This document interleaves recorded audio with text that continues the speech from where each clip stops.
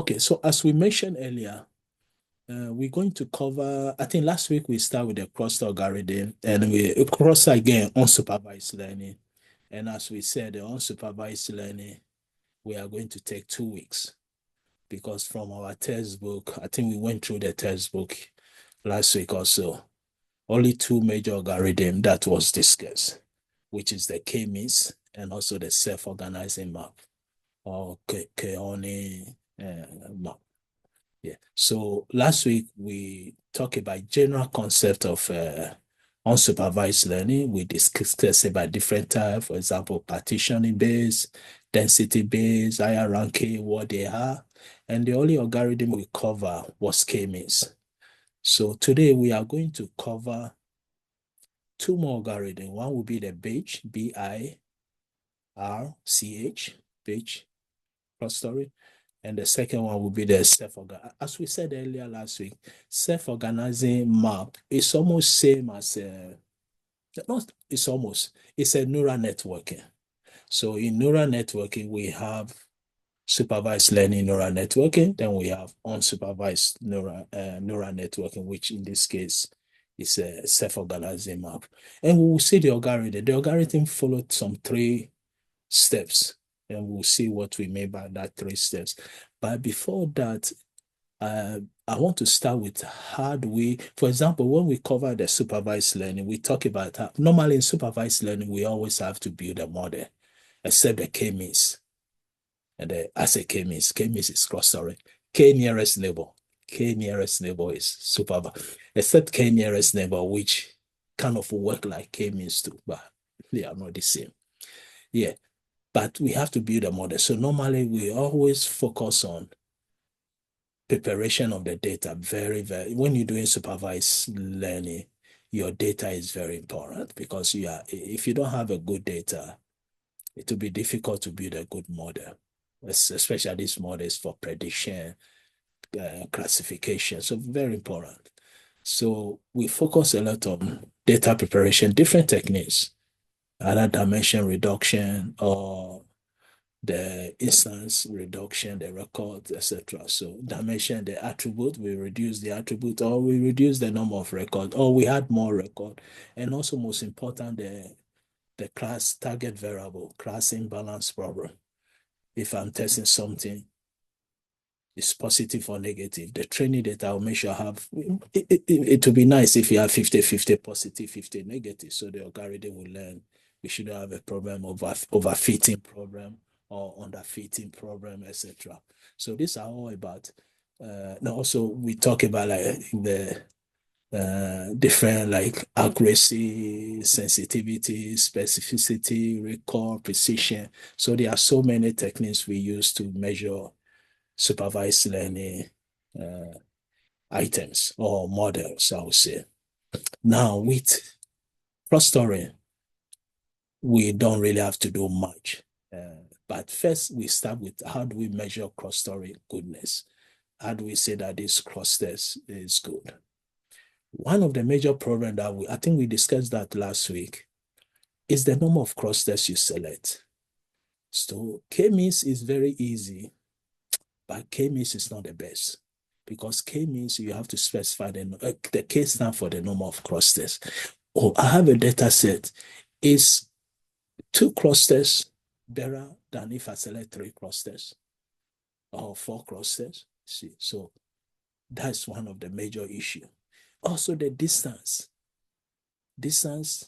between the center and the data points within the cluster and outside within 2 different clusters, those are also very important.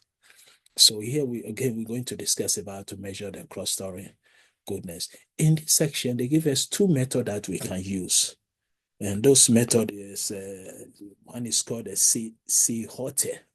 Sometimes the pronunciation is SILHOUETTE.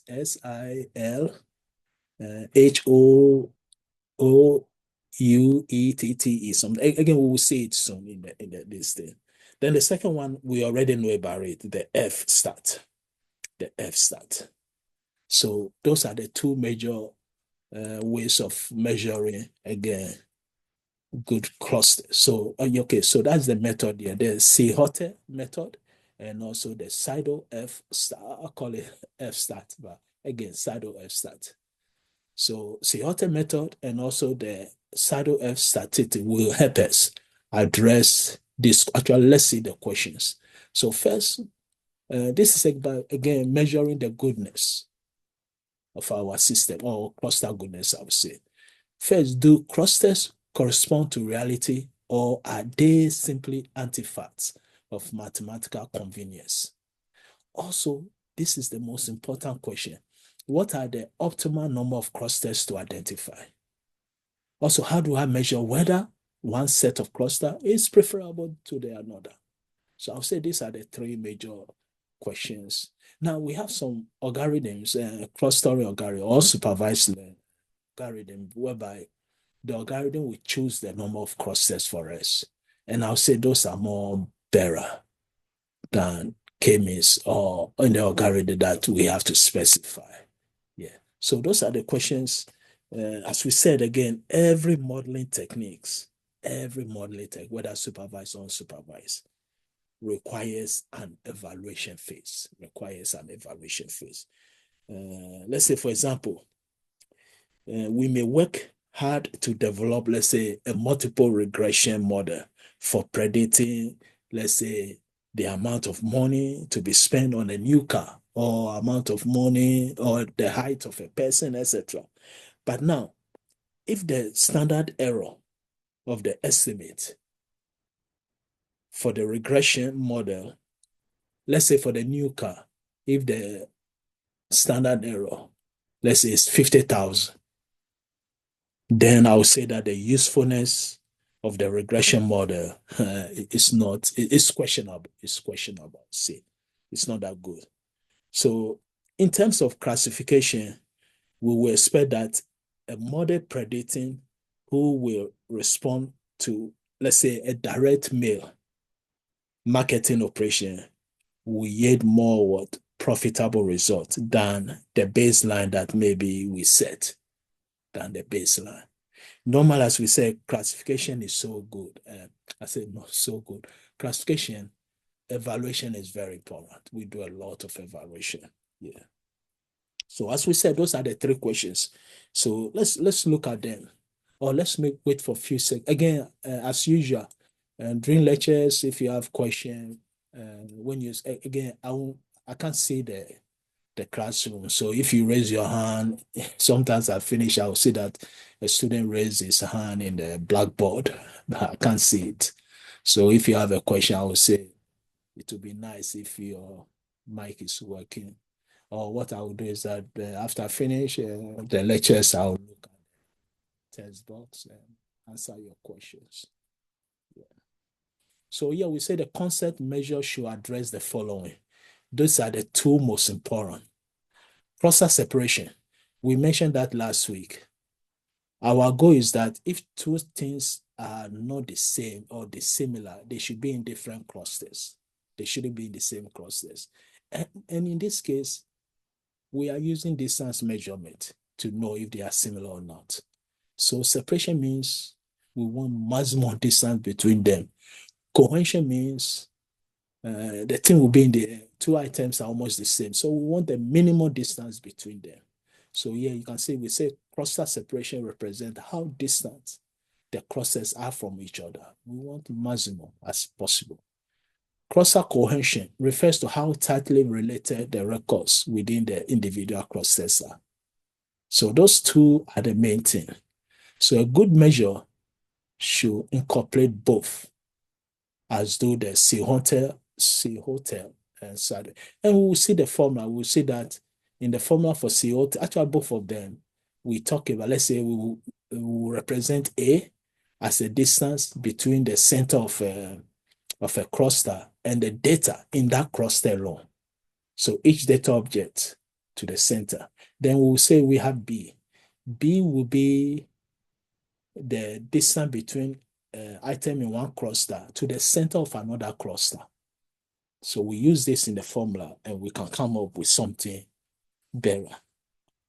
So again, one thing I can say more is that any measure of cluster goodness or cluster quantity should address the concept of what we have, cluster separation, as well as cluster cohesion.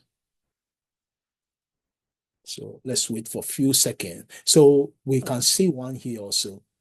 The sum of square error only account for cluster cohesion and is monotonically decreasing with increasing number of clusters also.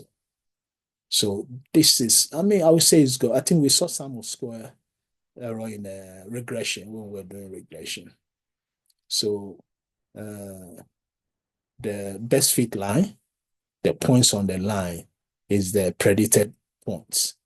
So we compare it with the actual, this will be the training data, we compare with the actual Y. So we draw a vertical line for each Y value and the predicted on the line, on the predicted line, the best fit line. And the goal here is to have that value very small, which we call the residual, the errors for each individual. So we find the differences, square them, and sum them. I think we talk about the sum. So if the sum of square error is 0, that's our main objective, which means all the predicted value and the actual value are the same. We can use this also in cluster, but it only helps within one cluster. So for example, again, and the sum of square error is good measure of cluster quality, but as we said, is distance between each record and the cluster itself, where it is, the cluster center. So SSE, or sum of square error, account only for what? Cluster cohesion, as we can see on the slide, and also does not account for the separation, cluster separation. So it's not a good one. That's why we say it's a monotonically and decreasing as what the number of clusters increases. I'll say this is not, it's not a desired property of a valid measure of a cluster goodness. Yeah. So wait for a few seconds. If no question, then let's go through our first. So let's look straight to the formula. So you can see the formula. One thing with this formula is that the higher the value of, let me call it SI or S, the higher the value of S, the better it is. Because from the formula we can see. B represents the value and the distance between each item in one cluster to the center of another cluster. I think, let me see, yeah, the diagram is, so I'm going to slide 6, I'll come back to 5 again just to explain. So this is the concept here. Let's say we have 2 clusters here. You can see the A's. Here we have 3 data sets, so we have A1, A2, A3. And we have the center of the cluster as a star. The center of this cluster as a star. So A normally will be what? The distance between each item and each item in one cluster and the distance in that cluster. So all A1, A2, A3 belongs to one cluster. The distance between it, then B will be the center of one cluster to A1, A2, A3. Yeah. So we can see that looking at the formula here, if B is very big, that's good. Good separation. If A is very small, that's what we want. So as we said, the main goal is to make this and here B should be separated, so they should be far away. So if that is the case, based on the formula here, we can see that if B is very big and A is very small, the value will increase. S will increase. So again, here we say for each data value I. So I represent how many, again, data values we have. The survey is used to gauge how good the cross assignment is for that point. So we take the first point, let's say S1 equal to B1 minus A1 over the mass of B1 A1. As we said earlier, A1 is the distance between the data value and also its cluster, the same cluster as we saw. And this will represent the cohesion also. Then B is the distance between the data value and the next closest cluster center, and represent again separation. So that's the main goal here. Let's wait for a few seconds if any question. So the only thing I'll say here again, the selected value is used to what? As we said in the slide, to gauge how good the cluster assignment is for that particular point. So a positive value indicates that the assignment is good. And if the value, so any positive, but if the value is higher, with higher value being the better than the lower values, as we said. So yeah, this is positive value indicate the assignment is good, with higher value better than lower value. So the higher the S value, the better it is. Also, a value close to 0 is considered to be weak, since the observation could have been assigned to the next cluster with later negative consequences. A negative value is not good at all. It means we do the misclassified. So, yeah, which I won't say make sense, but logically it's true. Because how can we get a negative value here? Unless if A is greater than B. Well, if A is greater than B, that means from here, it's okay. The distance from here to here is too big than the distance from A to another cluster. So maybe we need to put it here then. If the distance B1 is shorter than A1, then maybe we misclassified.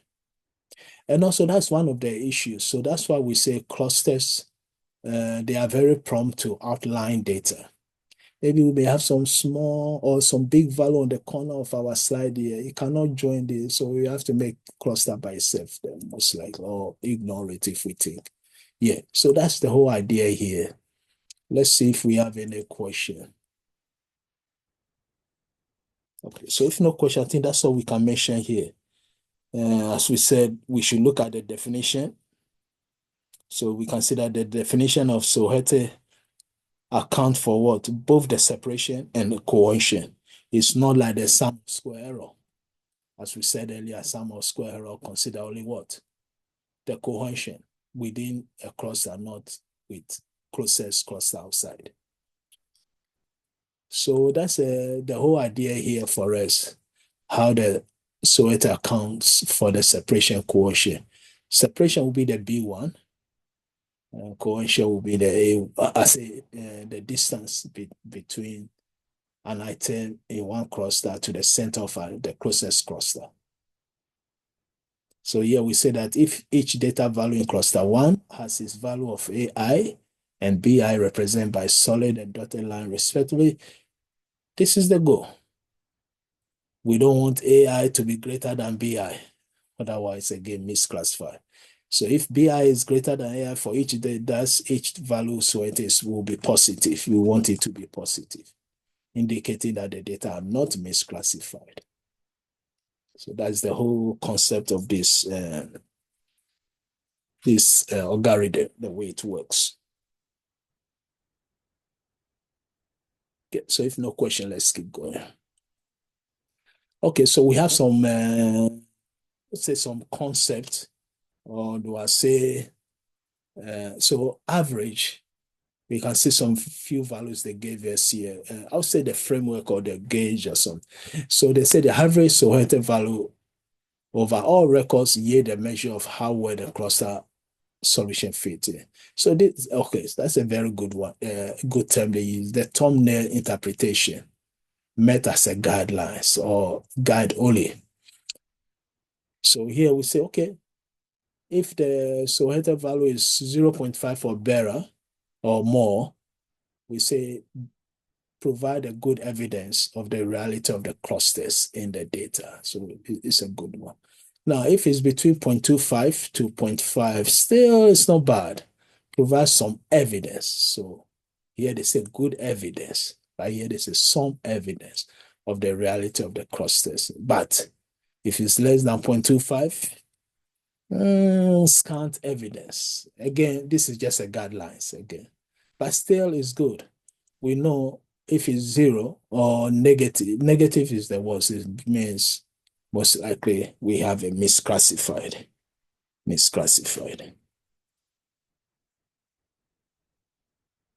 So again, taking the average so interval as said here, overall record here is a measure of how well the cluster solution fits. And this is just a guideline if we can get these values.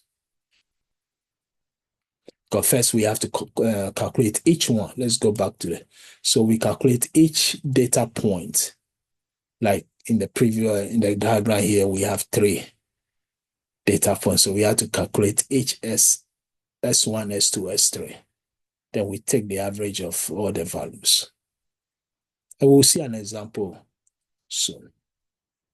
So again, this is just a framework. I said a framework. This is the guideline. The values which we may consider is bearer, kind of average bearer, not too bearer. Okay, so now we have example here. And this is a very interesting example. Again, this is a toy. Should I use kind of just to understand the whole concept? So for example, we have a data set here. Let's see, 5 data set, 0, 2, 4, 6, 10. We can apply k-means cross-story to the following data set. I think we already covered the concept of k-means. So k-means, we can assign 2 clusters, or we can say 3 clusters. In this case, they say 2 clusters. So the first 3 data values are assigned to cluster 1, and the last 2 to 2 clusters. Now we find the center for cluster 1, which will be 2. The center for cluster 2, which will be 8. Why? We are using a data here, 6 and 8. So the middle here, 6 and 10. So the middle here will be 8. 0 to 4. So the middle will be what? 2. From 0 to 4, the middle will be 2. Again, this is not a real data, but just to explain the whole concept. So values for AI are distance between what? SI and the cluster that it belongs to center, as we said. Then the values for BI are the distance between SI and the what? The other cluster center, another cluster center.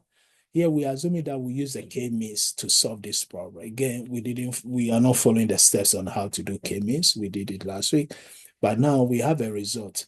We want to check if the concept is good, the k-means, what we get is good or not. So this is where we are using, we start with the S. It's all Sehote example. So here we can see this is our 5 data set. Again, this is not a real, but just to explain. So we assume we have a data at 0, 2, 4, 6, 10. In k-means, maybe we have 2 cross tests we select.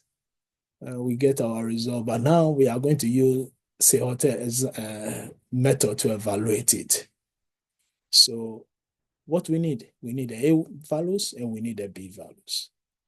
A values are very straight. Let's say this is 0 is A1, 2 is A2, 4 is A3, 6 is A4, 10 is A5. Let's say that's how we did it. Yeah, so A1 will be 2y, 2 minus 0. No negative value here. Then, because, for example, here we cannot say 2 minus 4 because we say n minus A3, then we should say n minus A1. Otherwise, then we see this one, we should be negative, one should be positive. So as I said again, always the values are positive. So here we say A3 minus M1. And this time we didn't say A1. If we say A1 minus M1, then we get -2. But we say M1, or we can say absolute difference there. Because we know distance value cannot be negative. I mean, distance value have to be positive always. That's why hypotenuse theory, distance between 2 points, the square root to take the negative things away. So distance always have to, distance is like money, dollars. Well, dollars, no, I'm mistaken. Dollars can be negative. If you have negative $10, that means you own $10 to somebody. No, you have to pay $10 to somebody. So that's all we have here. So you can see A2, A2 is 0. Why? Because the center is 2. 2 minus 2 is 0. A3, 4 minus 2. A1, 2 minus 0. And then we come here also. Here we have 6 and 10. It's one cluster by itself. So the center will be 8. So 8 minus 6 and 10 minus 8. So here we have 2, 2. So these are all the A values. It's 5 data sets, so we have 5 A's. We come here, the same thing we do for the B. But how do we do the B? We take each value and then measure with the center. So B1, it will be 0 and 8. So 8 minus 0. So it's 8. B2 is 2 and 8. So 8 minus 2 is 6. B3 is 4 and 8. So 8 minus 4 is 4. Then B4 is this center, is this value here. So B4 is 6, and it will distance from there to M1, because again, B4 belongs to cluster 2. So we have 6 minus 2, that's 4. Then B5, 10 minus 2, that's 8. Yeah. So that's Can you zoom a bit the screen? okay. Is that okay? Yeah, it's good. Yeah, okay. thank you. Let me wait for a few seconds if it's okay for. Okay, so let's keep going. So again, those are the steps here. We have 5 data sets. So we are going to get 5 A values and 5 B values. Now we have everything. So we put it in excuse me, to find the SI. So we have to find S1, S2, S3, S4, S5, S5, sorry, up to 5. So that's what we did here. For example, we know the AI values, or the 5 values, BI, we saw them. So the maximum is straightforward. The mass of AI and B. So the maximum for A1 is 8. B1 is 8. 0 and 6, 6. 2 and 4, 4. 2 and 4, 4. 2 and 8 is 8. So we have all the mass values. So we're good to go then. Take the first B1 minus A1 over the mass of A1 and B1. We got 0.75. Here we got 1.0. Again, I'm not repeating because it's the same set. So here it's like taking again B3 minus A3 over the mass of B1 and B2. And actually, we can see the mass here from the top. We can see which one, 2 or 8 is bigger. If A is bigger than B, then we are going to get negative value for S. And that's what we said that most likely we do misclassify. So when we find the whole 5 data set, we had all the 5 values and we divide by 5. So this look good, 0.7. I mean, it can be 10, it can be 2, it can be any value, but we saw the framework that if it's 0.5 up or so, it's good evidence. Actually, this is a textbook data. We can see how the data was separated between 2 clusters. So this works. So that's the whole idea here. Now, if we like, this is this in this section there. Again, we don't have the data, so we just go through. So I think we talk about the ARIS data set. In ARIS data set, they have the Sapel, Patel, length and width. So 4 attributes, and our target variable are this, whether it's Aris setosa, Aris versicolor, Aris virginica. These are flowers. Based on the flowers, Patel and Sapel length and width, we can determine if they are this. Even from this data, we can see that the green, Aries virginica, they have the largest, both the pater length and the pater width is large, is bigger than Aries versicolor or Aries setosa flowers. But here the first thing we did here is that we get this data set and we haven't done anything here. We just get a scatter plot here of pater width and pater length by species, where two of the species seem to blend into one another. And based on this, we can see that again, the length and the width of the petal can determine the three types of species of flowers. So setosa are more shorter, Aries, etc. But again, as we said last week, in cross-story, we can use cross-story to cross-site training data set before we do supervised learning or regression or classification. The goal here is like taking a sample. So maybe I took a sample of this and I want to use it. Again, it can be different reasons of doing it. So this data set normally consists of, if I can remember, around 150 observation. Maybe some of you have seen this data. It's very common. It's in the cargo.com, it's in the UCI, etc. And along with the measurement of the, as we said, the pater width, pater length, and sapel, whether it's sapel or sapella, I forget. I think it's sapel. Sapel width and sapel length. Then we can again determine those three classes if it's Aries setosa, Aries versicolor, or Aries virginica. So here we just plot and the scatter plot using again the pater width, and also the pater length. So this diagram just shows what? That one species is well separated, but the other two are not. We can see that the black, which will be the Aries setosa, they are well separated.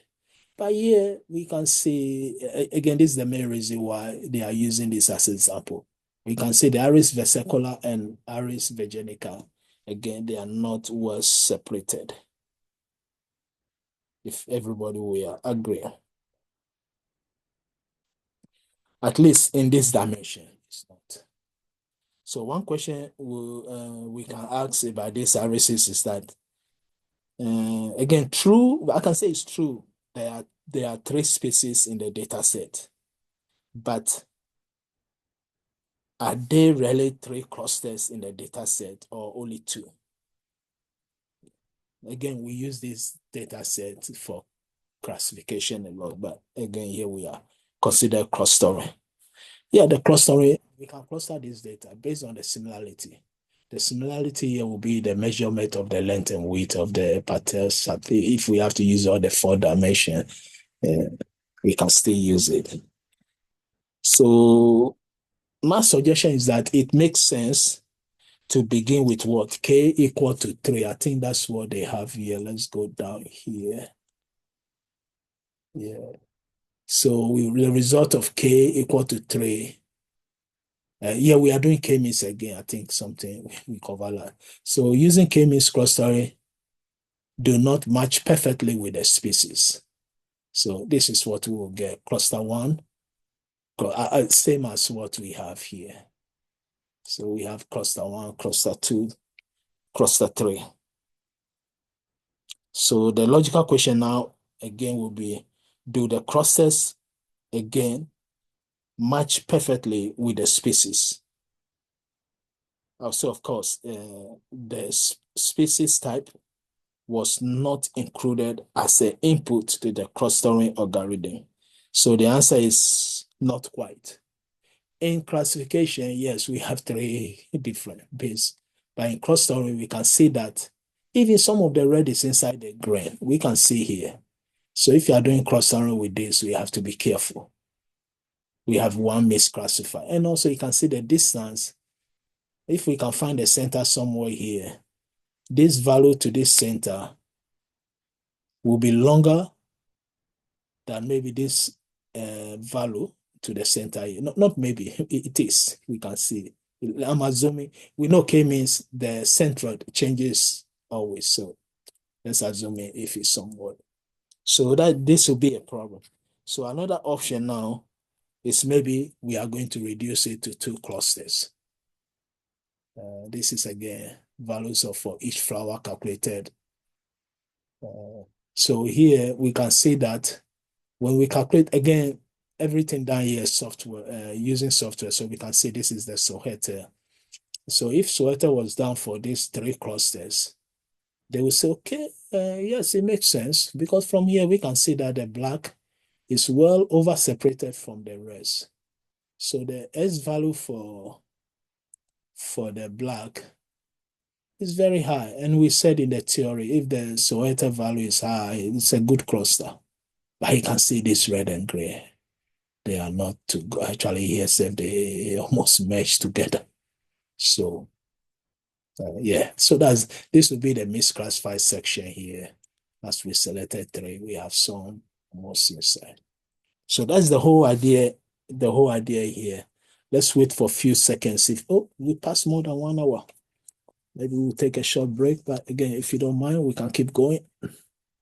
We take a break when we finish. We're almost there. So again, if you want to take a break, let me know. Or maybe after this example, we take a break. So the same example here. Again, here they use a software, so we can't see the detail, but we see how the theory works, and we saw example that we use the only 5 data set. So cluster 1 is the best. Yes, it's right. We can see from here. And also we say cluster 2 and 3 have some high and some low values, and we can see that is true. Some high, low value, high, low, etc. And also when we look the software generate the actual main Soheta, we see cluster 1 is 0.8. Cluster 2 is still not bad, 0.5.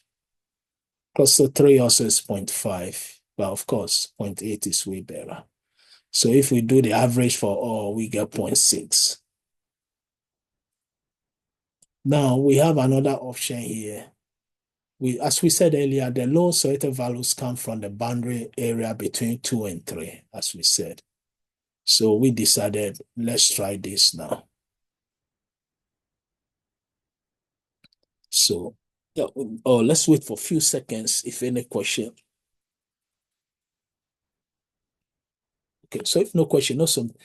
Let's take a short break now because I'm looking at the time. We are going almost 1 hour, 20 minutes with no break. So we need to take a short break. Let's wait for a few seconds up to here if any question. Okay, so let's take a break then. Let's continue. So here we say, okay, let's reduce, since we can see from here, cluster 1 is good, but 2 and 3 are very close to each other, and there's a lot of misclassify, and also the black. So we decided, okay, let's change the K to 2. K means cluster combine the vesicola and virginica into one cluster, which we can go back all the way to here somewhere here. So we make Aries setosa to be by itself, but Aries vesicola and Aries virginica and vesicola, we make it as one. So all this is one. Now everything based on the K means we select 3 Ks. Now if we select 2 Ks, we combine these 2 together. So that's what we have here now. We have cluster 1 and cluster 2, and this will work perfect. So we see the K means clustering, we use K equal to 2, again, to do the work. So looking at the diagram here, we can say the answer here is good. And then let's see if we can get, the S values are here. Actually, we can look at the diagram. So this kind of is better. We can say cluster 2, cluster 1. So average, at least it's more than 0.5 for both of them. We know cluster 1 is way better still. 0.828285. But cluster 2, that's not bad. So average will give it. So using K equal to 3, we saw it. We say the selected value has fewer lower values than for k equal to 2. So we have higher mean values. So we can see from here the average for 3 clusters, the S value is 0.6258. Now here we can see when we use 2 clusters, the S value at least is 0.7. So overall it improved. So that's all we can say about Pseudo-F. We can say it's a very straight method. The mathematics also is very straightforward. We see the formula. It's like finding the regression. You have to do each point in the clusters or the data set together. If it's one, like in this case, it's 150 data set, we have to find S for all of them. Then we find the average for each cluster, then overall average for all the clusters. So overall average here means the average of these 2 clusters give us this. The cluster 1.8285 also is average. The average of S for cluster 1, the average for S for cluster 2, and this is the overall average for cluster 1 and cluster 2. So add these 2 values, divide by 2, you should get this. Wait for a few seconds if it's okay. I think we finish with the Pseudo-F. I'm having a good pronunciation. The other one, the pronunciation is okay. So this is our Pseudo-F start. If no question with the, oh, let me wait for a few seconds. If no question with the, okay, so let's keep going then. So here we start with some few abbreviations here and some other. So for example, let's say we have K clusters with NI data values respectively.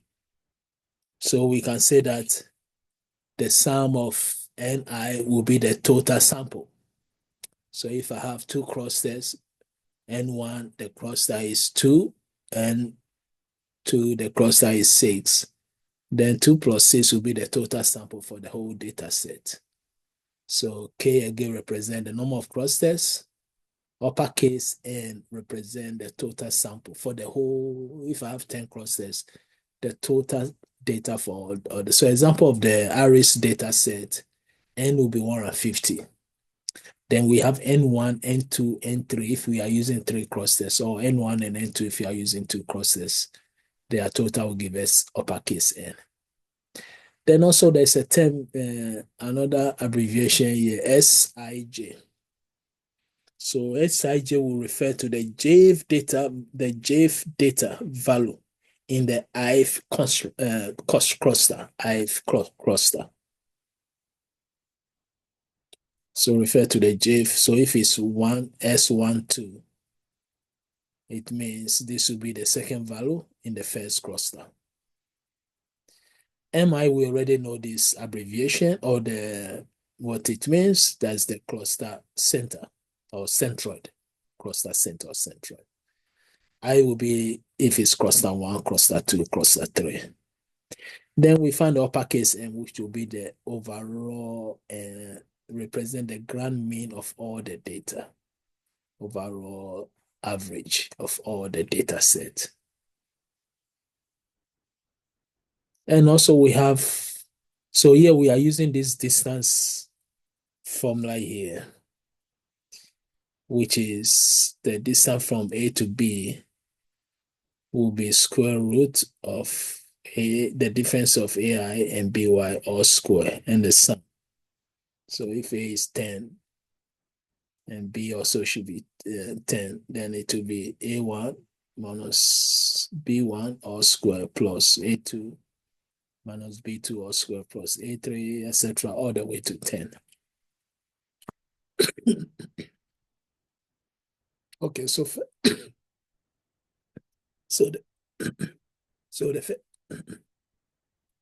the first thing we are going to talk about is the sum of squares between the clusters. And this is the formula. So between will be SSB.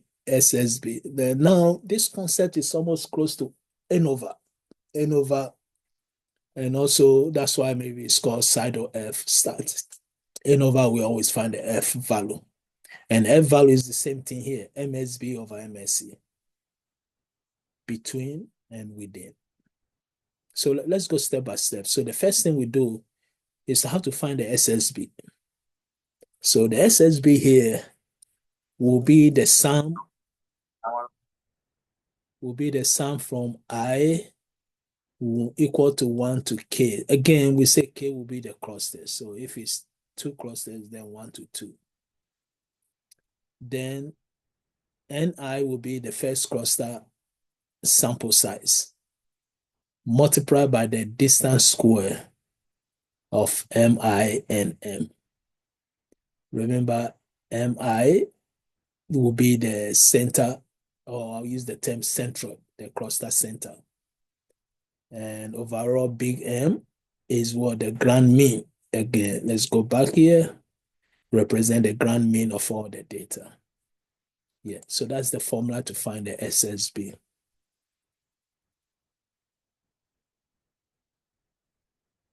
So again, SSB, as we can see, is the sum of square between the clusters. Sum of square between the clusters.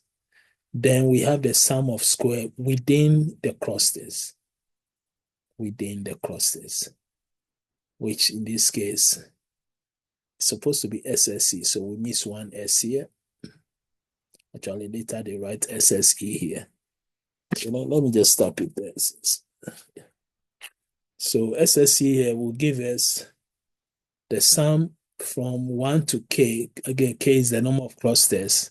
And also the sum from J equal to 1 to NJ.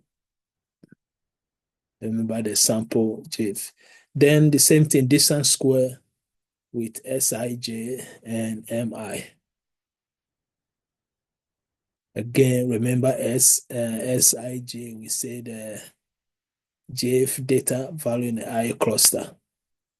So if we say 2, 1, then the second cluster, the first value. So that's the formula here. So if we know the SSB and we know the SSE, then we can find the F, which is MSB over MSE. But to find MSB is the SSB we find already divided by K minus 1. Again, we have the value of K, the number of clusters. MSE will be SSE divided by the sum of the overall sum of the values in all the clusters. So if I have 2 clusters, one value is 3, one value we have 20, then it will be 23 total values we have in the 2 clusters minus 2 because the number of clusters is 2. So we already know how to find the SSB, SSE, and uppercase N and K is already given from the data set. We know how many clusters we have. We know the total sample data in all the clusters. Let's wait for a few seconds if it's okay. Good, so let's keep going. So this means I can say that the Pseudo-F statistics is normally going to measure the ratio of I and the separation between what? The clusters as measured by MSB, which is again the mean square between, as we can see from the formula, as mean square is numerator, mean square between. And secondly, the spread of the data within the clusters is measured by what? MSE. MSE. Remember SSE, we say the sum of square within the cluster. And here SSB between, B between, E within. Same cluster here between. And next we can do hypothesis testing for this. So here we say again, the hypothesis may be tested as following. So always we are going to say that HO, or which will be our claim, or the null hypothesis, which is the HO. There are no clusters in the data. Then HA will be there are K clusters in the data. So we can use hypothesis testing to test our cross-test we have. So here we say we're going to reject HO if p-value is less. Most of the time we are going to use 0.5. Maybe some of us do statistics. By default, we set the significant level alpha value to 0.5. But again, it can be 0.1, 0, 10%, 5%, 2%, depends if we set it. But we know in statistics, it doesn't matter. It can be non-parametric, parametric testing, whether it's t-test, ANOVA, sign test, so many. The p-value must be small. If the p-value is small than the level of significance, the alpha, then we are going to reject HO. So the same thing they are saying here. We reject HO for sufficiently small p-value. P-value. So p-value equal to the p f k minus 1 n minus k if it's greater than the Pseudo-F value. So here we say the Pseudo-F statistics will reject the null hypothesis too easily. The k-means cluster on 100 uniform, 0, 1 variant. Again, we don't have the data set, but this example they did, and we know the Pseudo value was this, 278.61, with p-value near 0. So since the p-value is near 0%, very small, we know p-value cannot be negative, probability value cannot be negative. So the lowest is 0 or 0.0001. Yeah. Let's wait for a few seconds if it's okay. Now, the reason why we use the term static Pseudo-F, I would say that is it rejects the null hypothesis for or reject it far too easily. For example, as we said earlier, if we have 100, again, we don't have the data set here, but for example, we have 100 random uniform 0, 1 variates were drawn, and K clustering or K means clustering was told to find K equal to 2 clusters. In this random uniform distributed data, where most likely there will be no clusters. There will be no clusters. So K means we duly find the clusters for us, which are by simply again separating the data values larger than 0.5 from those smallest than 0.5, etc. Let's wait for a few seconds. I think there's an example here. We can go through the example. So so we can see this concept, the Pseudo-F statistics, is based on statistics. It's based on differential statistics. The F value here with the P value can tell us whether we should accept that there are K clusters in the data or they are not. Okay, let's see the next example. So here we say the Pseudo-F statistics should not be used. Again, should not be used to determine the presence of clusters, but can be used to select the optimal number of clusters that, again, I would say we need.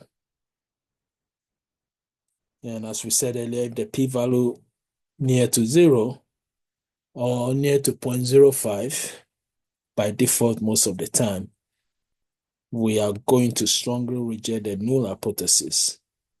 And there are no clusters in the data. That's what the null hypothesis said. We're going to reject it.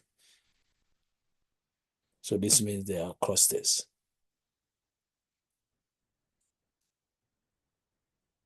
Let's quit for a few seconds if it's okay. Okay, so the next step is using the Pseudo-F to select the optimal number of clusters.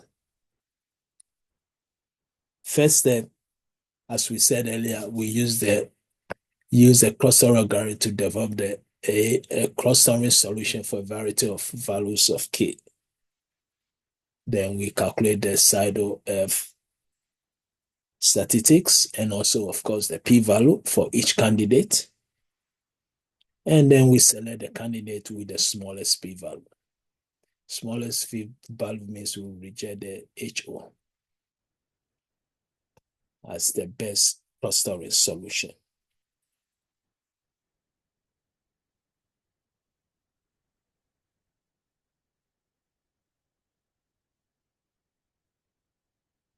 So as we said earlier, also the Pseudo-F statistics, the value that is the largest value of Pseudo-F means it's a best clustering. But yes, sometimes this is not always correct. This is not always correct. And we must account for the different degrees of freedom. Remember, here we have to find the F, we have to find the degree of freedom, which is K minus 1, and also N minus K for each model. So let's say model 1 has K minus 1 is 5, and N minus K is 100. And we consider the saddle F will be around, I think this example is somewhere, it can be any value. Okay, so let's see example here. But let's say if the saddle F value is, let's say 3.1 or something. Again, we can say the value, again, here I'm just picking any value. We can say the value is big enough, but it may be correct. Again, it may not be correct. So again, it depends. It depends. So let's see the example here. Maybe this will help us. So the same data set we have for the silly hotel or CC hotel example. So here again, we assuming we apply the k-means on this data set. We decided to select 2 clusters, and we do the same selection again. So M1 will be 2 and M2 will be 8, because between 6 to 8, 6 to 10, the middle should be 8. Then we have the same N1. N1, we have 3 data sets, so N1 is 3. N2, we have 2 data sets, so N2 is 2. And the whole grand total sample for the whole data set is 5. 3 plus 2, only 2 clusters is 5. And also the grand mean is 4.4, which means we had all the values we divide by 5. We should get 4.4. And here we say, and because we are in one dimension, the distance mi to m will be absolute value of mi minus m.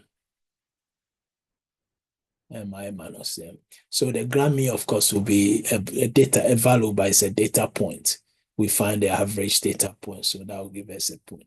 So to find this out from mi, let's say East Centroid, MYM to the grand mean. That's the formula given there.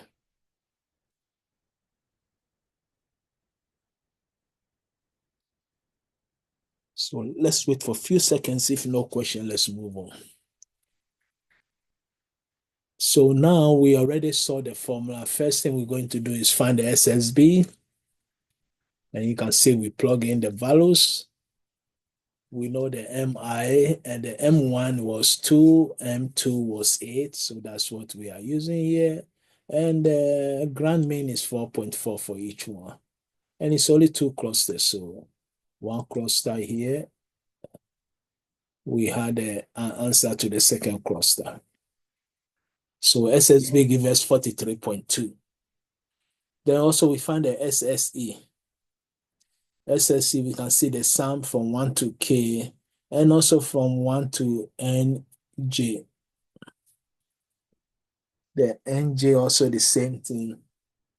How many clusters we have, how many N we have is 2. Because N will be the total data or sample we have in each cluster. J is the number of, say J1 and 2, so cluster 1 and 2. Cluster 1 is 3, cluster 2 is only 2 data sets. So we plug in all the values, that's what we get, 16. Okay, so we know the SSB, we know the SSE. So we find the F. F will give us SSB divided by K minus 1, SSE divided by uppercase N minus K. Uppercase N will be again 5. And the total data set is 5 minus K. We are using 2, if you remember, K1, K2. So that's why we have 3 here. 2 minus 1, so that's why we have 1 here. So later we have our F value to be 8.1. Let's wait for a few seconds if it's okay. Okay, so let's move on to the next slide. I think we don't have any slide here. Okay. Okay, so after the calculations, everything, this is what they came up.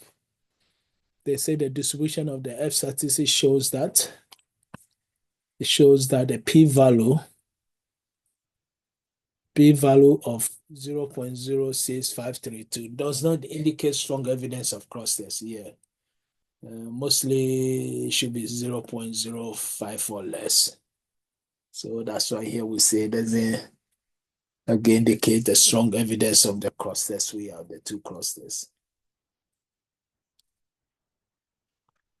So wait for a few seconds if it's okay.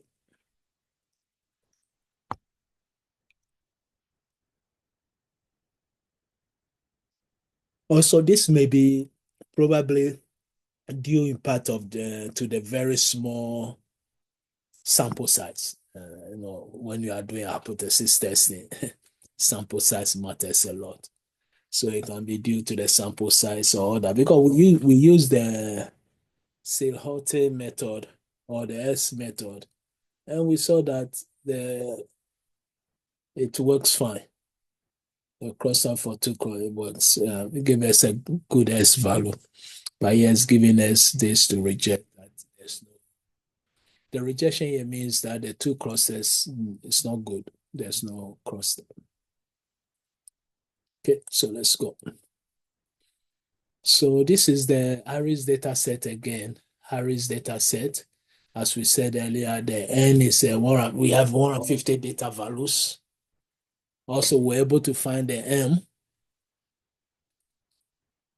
for 0.4287 and 0.4392, 0.4676, 0.4548. So cluster 1, we have 50. Cluster 2, we have 39. Cluster 3, we have 61. And we find the M values for cluster 1. Can say we have 4 M values. Same thing, cluster 2 should be 4 values. Cluster 3 also 4 values.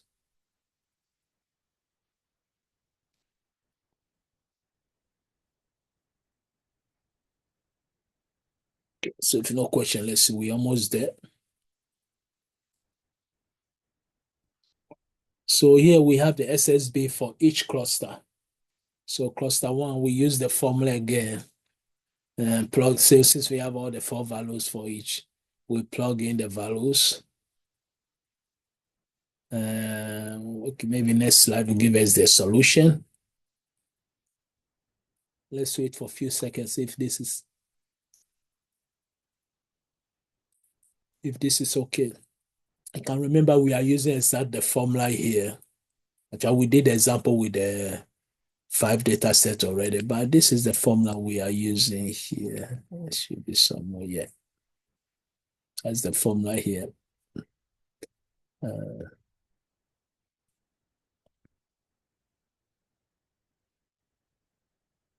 So if no question, actually, this is the first data here.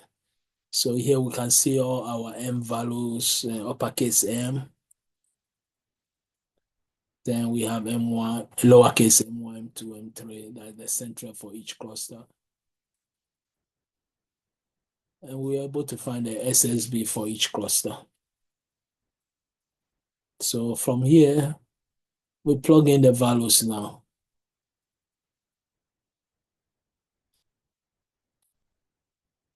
So the first calculation here we have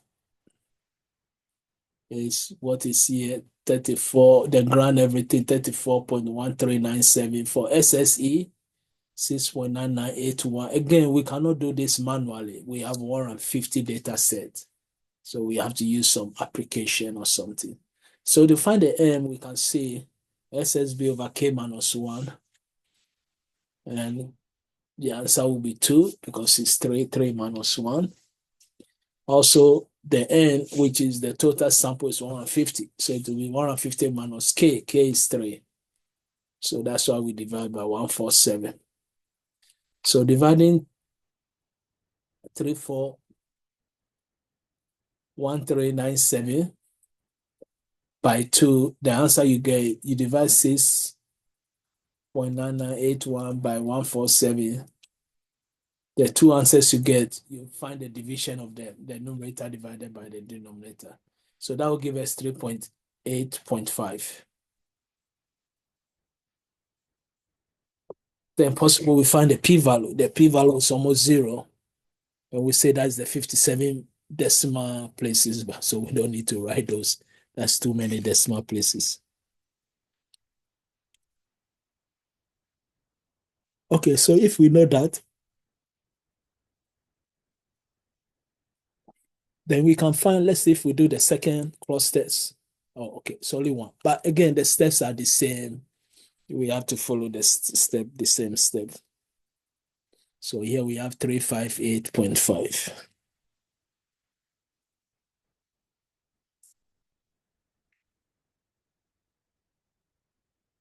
Also, there are other methods that we can use for determining the optimal number of cross tests, which is very important.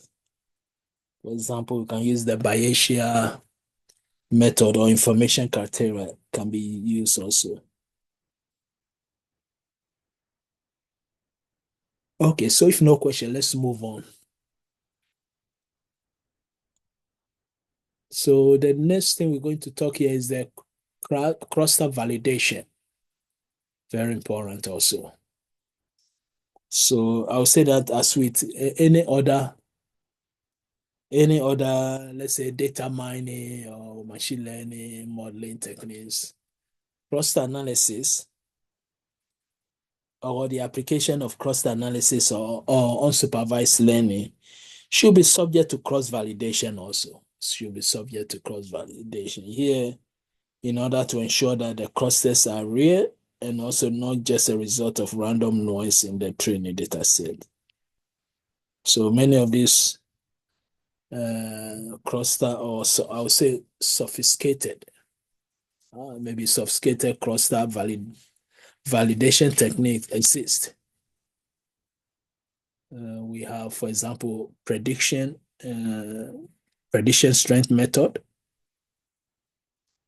But prediction strength method require more mathematical, or I would say require data programming beyond, I would say beyond this course. Our textbook also didn't cover it. So, but the one we're going to cover a simple graphical and stat approach with the goal of confirming the clusters found in the test data, match those in the training data set.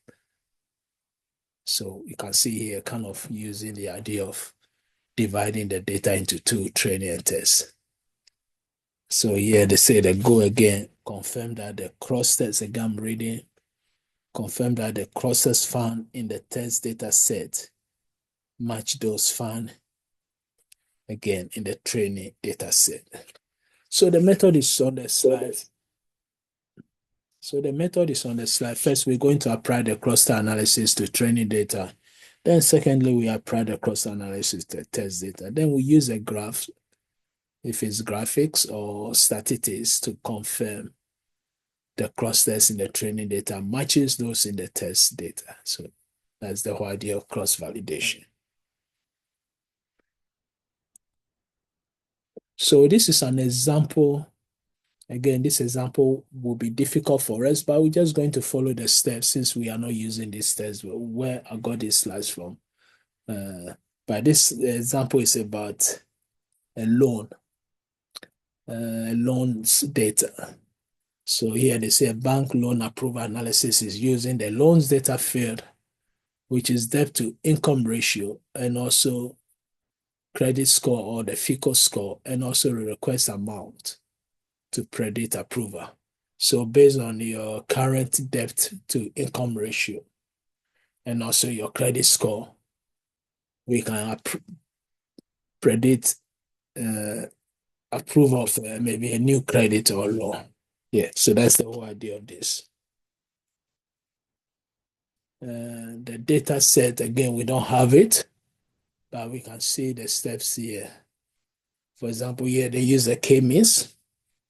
So they said the K to 3 was applied to each of the training and the test data, so both of them the same. So cluster 1 is the smallest and contains, again, after the result, again, we don't have the data here. So we say cluster 1 is the smallest and contains high debt to income applicant with low FICO scores and low loan amount. Second, cluster 2 contains moderate debt to income applicants with moderate high FICO scores and high request amount. And then cluster 3 is the largest and contains low. So if you own almost nobody, very low debt to income ratio, and you have a very high FICO score, most likely, and also you requested a low request amount, that's perfect. Approval will be more better than the first one. First one, you have a small, contains a very high debt to you, that's too much. And also your credit score is very low. So chance of getting approval will be low. So again, this is the summary of the result. As I said earlier, we don't have the data. So the summary graphic of cluster generator on the training set, this is what we have here. We can see the size for debt to income ratio for cluster 1, cluster 2, and cluster 3. Also, we can see the FICO and also the requested amount, the loan amount.